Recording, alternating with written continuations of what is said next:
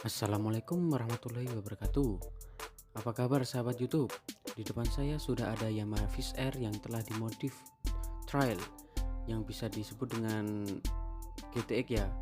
Pada kesempatan kali ini kita akan melakukan peremajaan pada sektor mesin agar mesin ini kembali prima dan siap untuk terjun lagi ke hutan dan siap terabas.